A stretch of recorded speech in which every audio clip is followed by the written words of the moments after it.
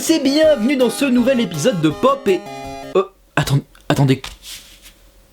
Un nouveau micro? Une nouvelle caméra? Mais c'est qu'on a des moyens! Bon, voilà, nouvelle caméra, nouveau micro, pour ceux qui se plaignaient de ma voix. Mais ne vous en faites pas, ça reste les mêmes conneries. Bref, il y a pas longtemps, en remontant loin dans les épisodes de Pop, j'ai remarqué que nous avions beaucoup parlé de Disney, mais pas trop de leur principal concurrent, à savoir DreamWorks. Enfin, ex-principal concurrent, parce que bon, ça fait un moment que DreamWorks a pas fait de l'ombre à Disney. Eh bien, rattrapons cette erreur dès maintenant en parlant d'un film d'animation DreamWorks que j'apprécie grandement parce qu'il fait partie de mon enfance, et sûrement de la vôtre aussi. Peut-être l'avez-vous oublié alors qu'il est super méga trop chouette, mais aujourd'hui, on va parler... de Nos voisins les hommes. Le film commence sur un distributeur de snacks vides, ainsi que le héros du film, Riton, le raton, qui essaye de choper le dernier paquet de chips parce que... Mais parce que les chips, c'est la vie. Au loin, il aperçoit la grotte d'un ours qui se nomme... Vincent. C'est un peu nul comme nom d'ours, non? Vous auriez pu l'appeler le déchiqueteur, ou le griffeur, l'écorcheur, le démembreur. Hector? Au début, il est pas chaud pour aller voler de la bouffe à un ours, mais la faim justifie les moyens et lui, il a très faim. Alors il s'y rend et pique toute sa nourriture, jusqu'au paquet de Pringles, goût crème à l'oignon. Les meilleurs. Que l'ours gardait dans sa main, sauf que... Sans le faire exprès, Riton pousse le chariot rempli de bouffe qui dévale la montagne et finit par se faire écraser par une voiture. Quel gâchis de nourriture! Vincent s'apprête à manger Riton, mais... J'ai tout récupéré. L'ours lui laisse donc une semaine pour récupérer la bouffe, sinon... Je te tuerai. Rien ne va plus pour Riton, mais... Bah ça fait un paquet de chips en moins sur la liste des trucs à rendre à Vincent. Alors il se met en chasse et trouve un grand quartier résidentiel où vivent plein de gros américains en surpoids qui votent Trump. Ailleurs, on rencontre Verne la tortue qui sort d'hibernation. Lui et toute sa famille composée de Zami l'écureuil, Stella la moufette, une famille de hérissons, 2 opossums. En voilà une troupe électrolyte. Hétéroclite. Oui, aussi. Voilà ce qu'il faut qu'on trouve cette année, ma nénette. Un gars gentil. Un gars gentil. Mais pourquoi ils croient tous qu'ils me font un mec, hein? Ouais, c'est vrai ça, peut-être qu'elle aime les filles, c'est peut-être une broute minou. Ça se dit encore ça? Non, je vais sûrement avoir des problèmes d'ailleurs. Zami, qui est une sorte de Flash mais sous speed, remarque quelque chose de bizarre. Une haie. Oh mon dieu. Que c'est étrange. Afin d'en savoir plus, Verne décide de se rendre de l'autre côté pour y découvrir... le capitalisme. Bon, après avoir failli se faire tuer par sa propre connerie, Verne retourne de l'autre côté. Ils ont dû s'installer pendant qu'on hibernait. Attends, mais une hibernation ça dure combien de temps? 6 mois à tout péter? Hein? Vraiment? Alors je sais qu'on est de plus en plus performant en construction, mais faut quand même pas déconner. On construit pas un quartier résidentiel pour gros bourgeois en moins de 6 mois? Ou alors c'est qu'on est vachement en retard par rapport aux États-Unis. Je suis beaucoup trop habitué aux travaux en France. Riton, qui les observait au loin, se présente à eux. Il leur dit que de l'autre côté, les humains ont beaucoup trop de nourriture et qu'au lieu de mettre 274 jours. pour remplir leur garde-manger, ils pourraient le faire en 1 semaine, avec l'aide de Riton évidemment. Sauf que Verne ne le sent pas. J'ai des fourmis dans la queue. Bah branle-toi. Mais pour que le groupe change d'avis, Riton leur fait goûter. Des chips. Goût barbecue corsé.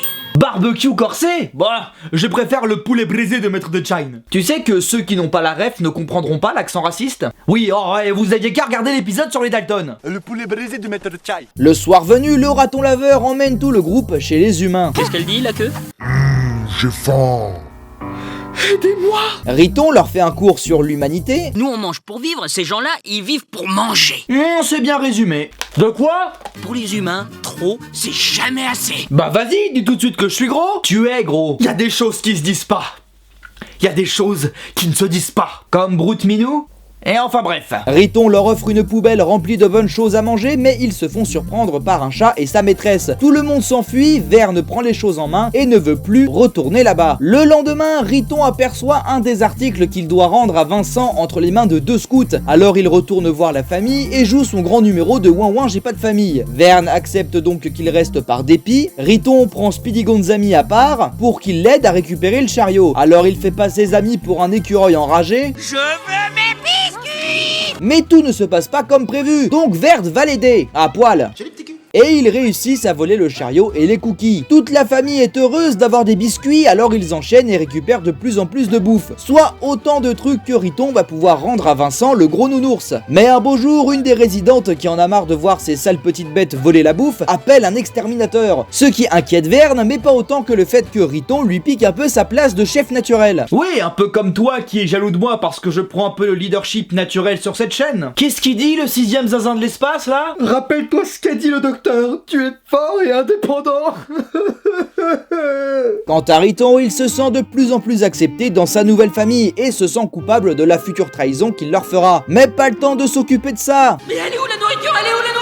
Verne est parti rendre la nourriture aux humains. Riton veut l'en empêcher, mais ils se font poursuivre par un chien. S'ensuit alors une course-poursuite, puis l'explosion du chariot à nourriture. Riton est dépité et tout le monde en veut à Verne, qui se fait rejeter par toute la famille. Et tout ça parce qu'il est vert. Mais non, c'est parce qu'il est con, jaloux, énervant, et oui, clairement, c'est une question de race. Le soir, Verne vient s'excuser auprès de Riton. Ma tête me dit d'écouter ma queue me dit d'écouter ma tête, et moi... C'est moi qui commande. Non, nourris-moi, j'ai faim, stupide humain. Non, c'est à toi de m'écouter. Au moins prête-moi ta main droite, allez. Riton observe au loin une grosse livraison de bouffe, ce qui lui donne espoir, car il peut tout récupérer en une nuit, juste avant que Vincent se réveille. Verne s'excuse auprès de la famille et ils mettent le plan en exécution. Pour entrer dans la maison, ils doivent récupérer le collier du chat qui ouvre la chatière, et c'est Stella qui va s'en charger. Alors après une remise en beauté, Miaou. la moufette part draguer le chat. Ce sont vos yeux. Mes yeux Ils sont lumineux. lumineux.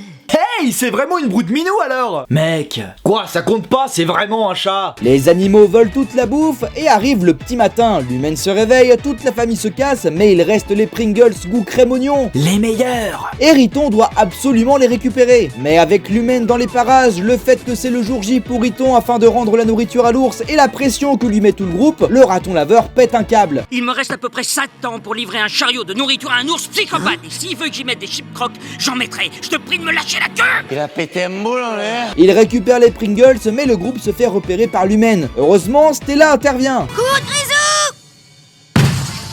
Au nord, c'était les corons. La terre, c'était le charbon. Le ciel, c'était l'horizon. Les hommes, des mineurs de fond.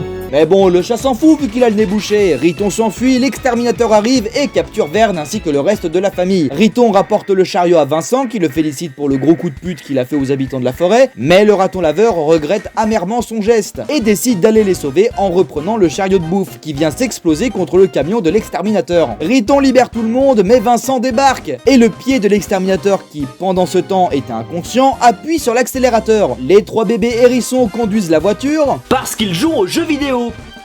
C'est pas une blague. On sait conduire, nous. C'est pareil que Otto en Missile 3.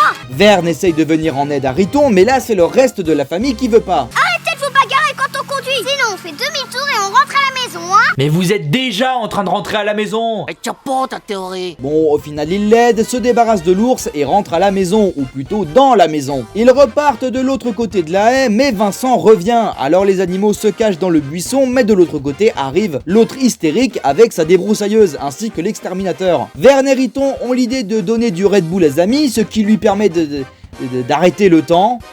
Ok. Et donc il active un des pièges installés par l'exterminateur. Le temps redémarre, Vincent se retrouve de l'autre côté de la haie et se fait capturer par le piège avec l'exterminateur et la résidente. Tout le monde est content, c'est la maison du content. Verne demande à Riton s'il veut rejoindre la famille, il accepte et fin du film. C'est tellement beau. C'était surtout super cool. Comme je l'ai dit précédemment, je ne pourrais pas être trop objectif avec ce film. J'ai grandi avec, ça a été un plaisir pour moi de me replonger dedans. Mais même en essayant de faire abstraction de ma subjectivité, c'était vraiment intéressant, drôle, avec des personnages attachants qui ont tous un petit moment de développement. Ce qui est déjà un exploit vu la taille de la famille. Alors bien sûr, il y a des personnages qui ont plus de développement que d'autres. Évidemment, les persos les plus importants sont Verne et Riton, mais c'est tout de même cool que la famille a le droit à son petit développement. Ça rend la trahison de Riton à la fin encore plus forte. Et puis le thème du film est super, des animaux encerclés par les humains qui font face à la surconsommation humaine, c'est génial, surtout dans les petits détails, genre Riton qui parle d'un gros 4x4 que les humains utilisent. Il en tient combien des humains là-dedans? En général, 1. Ou alors la résidente qui habite seule dans cette maison gigantesque, à aucun moment on la voit avec un mari ou des enfants. L'exemple même de la surconsommation. Et puis à part ça, qu'est-ce qu'on peut dire d'autre? Le film est plutôt joli, hein. Je m'attendais à avoir les yeux qui piquent un peu, mais non, même pas. Ah si, il y a aussi la VF, hein. Clovis Cornillac, il joue trop bien le raton laveur un peu filou là, c'est vraiment trop cool. Oui, bon ça va, tu veux pas non plus sucer la jaquette ou mettre ton pénis dans le trou du disque aussi? Oh, si. Ta gueule toi. Non mais attends, c'est vraiment un film de mon enfance, je veux dire, rien que ce DVD me rappelle énormément de souvenirs. Je me rappelle que quand j'étais petit, il y avait un jeu à l'intérieur, vous vous rappelez ceux qui avaient le DVD? Un espèce de jeu où tu devais guider des amis dans le jardin là, c'était assez cool, je me souviens, il faudrait que je le reteste pour voir.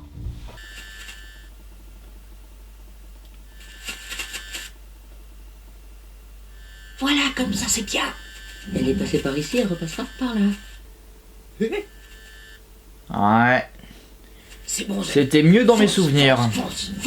Bref, au lieu de faire un Kung Fu Panda 4 ou un Shrek 5, ils auraient mieux fait de faire un Nous voisins les hommes 2, hein, c'est ça? Surtout pas, malheureux, ce film est parfait comme il est, laisse-le tranquille. Tu imagines combien de DreamWorks auraient été gâchés avec une suite, genre Les 5 légendes, Le Prince d'Égypte ou Megamind? T'imagines un Megamind 2?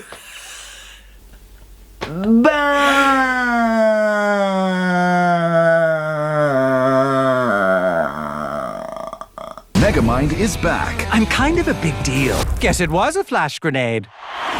Megamind versus the Doom Syndicate, the new film. And if you love Megamind as much as he does, keep the fun going with Megamind Rules, the new series. Oula, j'ai des fourmis dans la queue. Oh,